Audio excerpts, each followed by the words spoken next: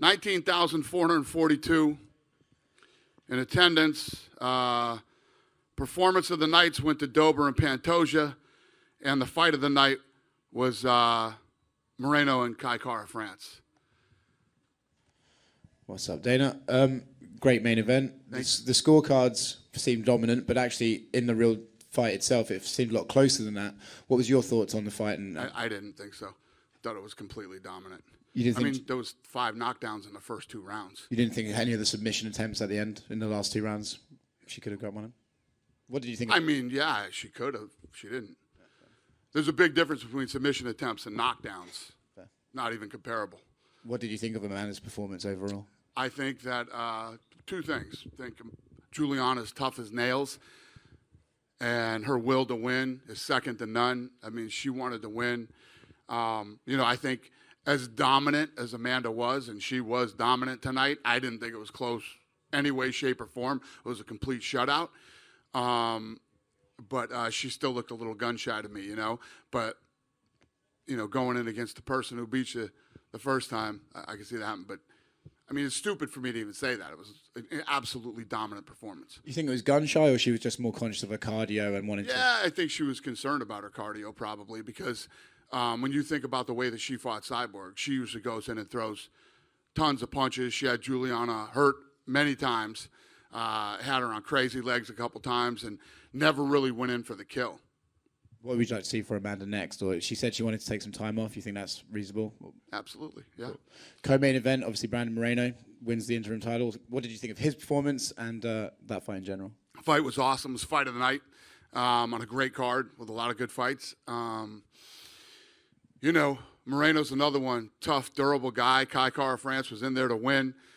He got caught.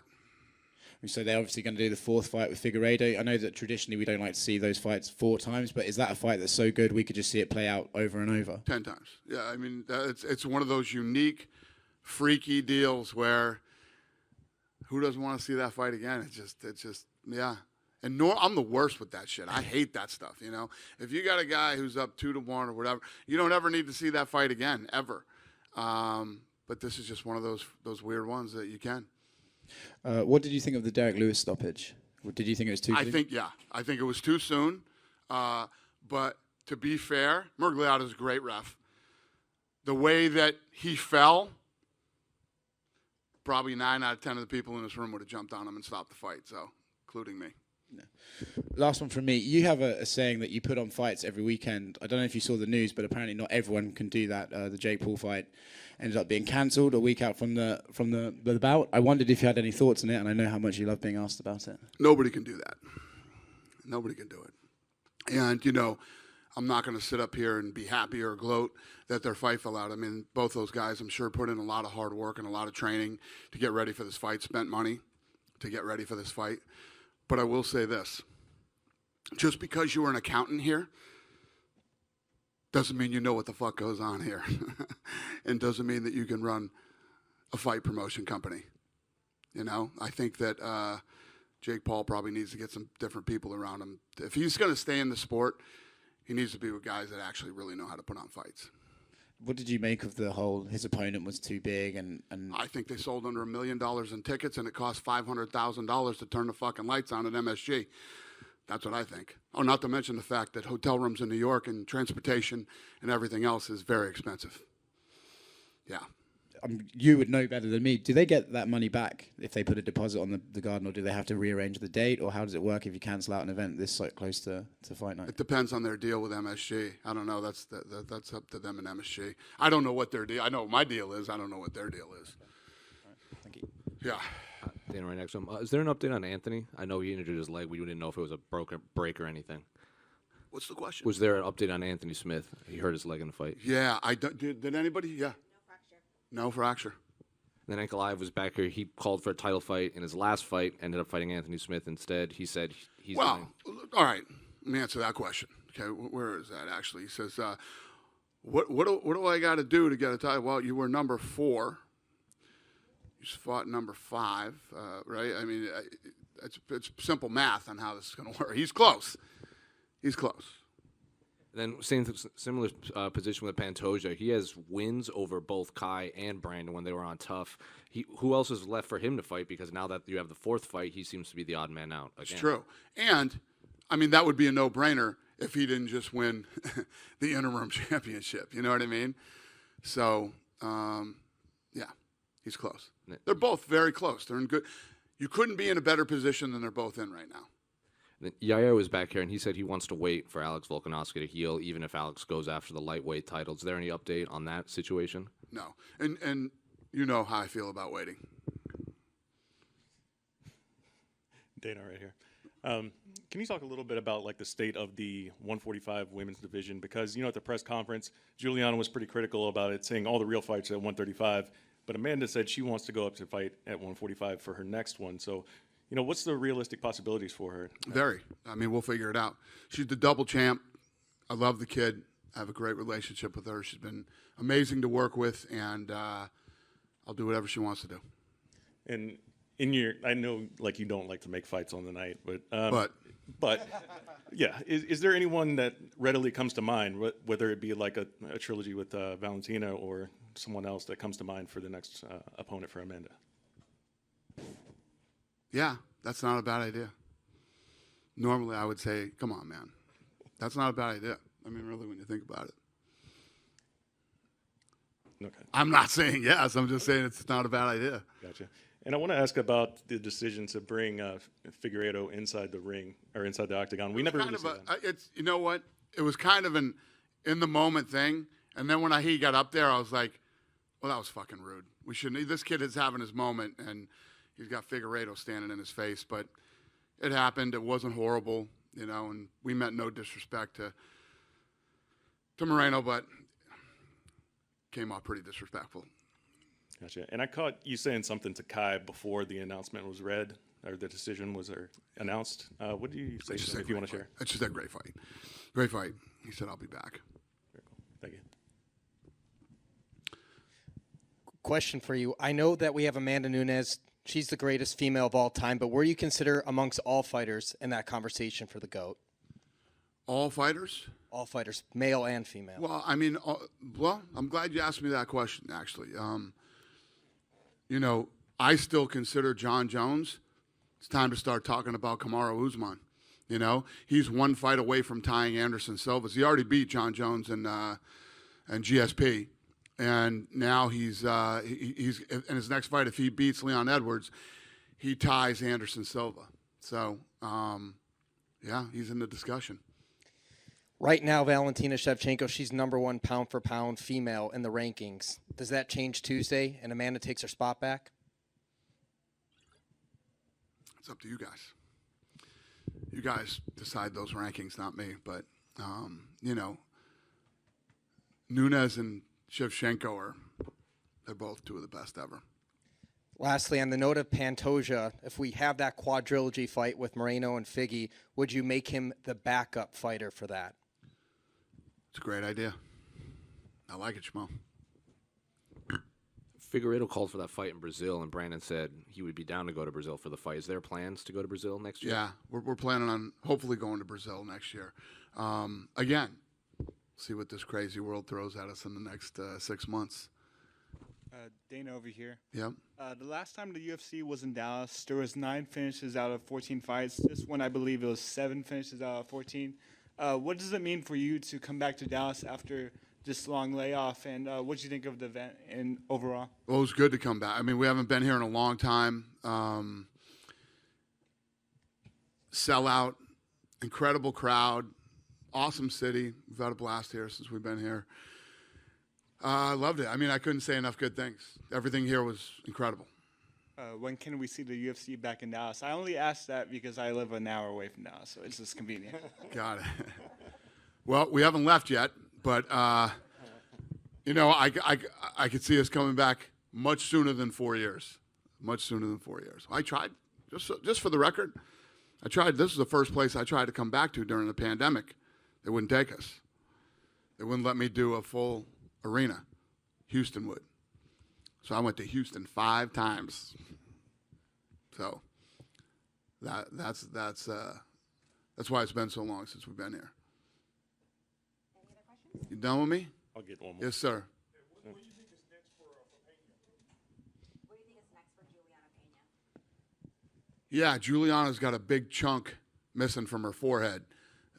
She's going to see a plastic surgeon right now. Takes some time to heal, and then I don't know. I mean, she got pretty banged up tonight. I mean, it was like 5 or 6 knockdowns in the first 2 rounds.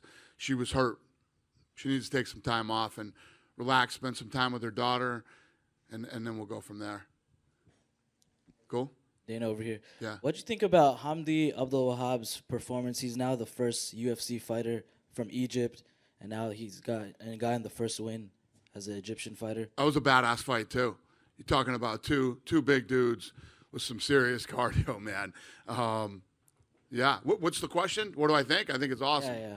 Yeah, I mean, if you look at what's going on over in that region right now with not only this company but the sport, I said 10 years ago you're going to see some good guys coming out of this region, and now we're really starting to see it. So I just expect it to grow. We're going to first of all, and I'm glad you asked me that too. This made me think of this.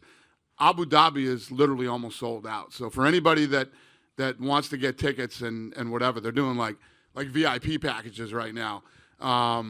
Get your tickets now if you want to go. Number one. Number two, when I get there, I've been talking about this for a year. Now when we get there, I'm finally going to make all these big announcements that I've been waiting to do. Me and the government over there are ready to roll. We're ready to announce, so I'm excited. And once we implement all these things that we're working on over there, to your question, it's going to be huge for local fighters out there. Yeah, and then what do you think about where do you go from now with Derrick Lewis? Because he suffered that first round loss, but it could have debatable that it was an early stoppage. I like the ref, but I wouldn't debate that was an early stoppage. It was definitely an early stoppage. When you jump right back up like that and you're ready to go, and listen, he was a little rocked, but no more rocked than Juliana was. 3-4 times during the fight, and she fought 5 rounds. Murgliata made a mistake, and it happens. But, yeah, so I don't think it diminishes Derrick Lewis at all. I would have liked to have seen that fight go on. So do you think he kind of keeps his ranking right now in the heavyweight division? It's a good question. I mean, that's up to you guys. We'll see what happens on Tuesday after you guys do the rankings. Thanks. Cool. Dana, following up here on the Dallas question, I saw an article on Dallas Morning News, I believe, where they talked about AT&T Stadium, and you said that I guess that's a possibility that you've tried with Jerry Jones, but not yet. So is there a timetable for that venue, considering, Canelo has fought there twice, Manny Pacquiao, you're a boxing fan as well. So as far as AT&T Stadium, when could we possibly see that? Yeah, we've been talking, Jerry and I, for 10 years about that, but it's just, you just got to, here's my thing. I'm all about the experience. I'm all about the right experience. I'm not about throwing 100,000 people in a stadium to, like in here tonight. Even if you're in, the cheapest seats, you're still part of the fight. I mean, if we do it at Dallas, Texas Stadium, it's gonna be like watching guys fucking ants fight on this thing right here. You know what I mean? If you're in the wrong seats. And that's not the experience that I want. You end up watching most of it on the big screen. I like arenas. I like, I like tonight. I like fields like that. I like 15 to 25,000. Yeah, I get it, absolutely. And obviously, at the time, I think GSP was here when you guys did a tour, and I can't remember who else, Johnny Hendricks. So also, would you need like the star caliber athlete for that as well? Well, yeah, you need to sell 100,000 tickets. I mean, you can't just throw anybody in one of those fights. You got to have the right fight at the right time. But we've also had really good experience. Ronda and Holly in a soccer stadium in Australia was pretty awesome. The GSP fight, like you mentioned, that we did in Toronto was awesome in a big stadium. So I don't know.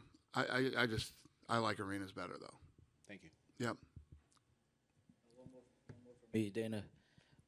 So whenever you pick a card, like, and you pick a location, like in Dallas, do you look at if that fighter is from the home state? Like you had Alex Morono, he fights out of Houston, and then you had Derrick Lewis, obviously, who fought out of Houston. Fight Promoting 101. The guy on the main card absolutely positively has to be from the place that you're holding the fight, okay? And then when people get so big that they turn into massive superstars, you would do it in Atlantic City, Las Vegas, or Madison Square Garden, right? And sometimes the Staples Center, depending. We were just talking. What was it? Arizona that we were talking about that day. What was the nationalities? Yeah. Huh? Yeah. So think about this. What the UFC has been doing lately, right? We're in Arizona with an Italian from fucking Italy, right? And a kid from New Zealand. And it sells out and the place is going. It's just, you know, when you really think about how much we've changed the game on so many different levels, including the way fights are sold, promoted, and, you know, where they're held, it's pretty crazy, you know? I literally, me, Crawford, and Tyson were saying tonight, imagine growing up thinking that you could sell out an arena in Dallas, Texas with 2 women and break the arena record where the Mavericks play. Think about that. So do you feel like now you can sell out anywhere you go at this point? Is that how far, you know, the company has grown? Well, we have been. I mean, we're on our 21st straight sellout. I wouldn't be as arrogant to say that I think we could sell out anywhere we go. But we're on a hell of a run. Just going off of that, Dana, does that mean promoting has, in your experience, become easier as you guys have gotten bigger, or harder because people see how big you are and are harder to deal with? It's never. Let me tell you what. This thing is anything but easy. You know what I mean? It's why so many people, this looks so easy and it's fun. It's exciting to be around. It's you know, this is literally the dream job for all of us. I mean, you guys get to sit in the best fucking seats, cover the best sport, watch the best fights in the world. But it's not easy. There's a formula to this whole thing, and many people who are a lot smarter than me and have a lot more money than me have tried to do it and failed. I don't know if I answered your question, but it ain't fucking easy. That I can tell you. You deal with so many outside forces in this thing, from, you know, injuries to personal problems to we just go on for days with all the stuff that we deal with behind the scenes and that our lawyers have to deal with and our PR people have to deal with, and the list goes on and on. Good? Have a great night.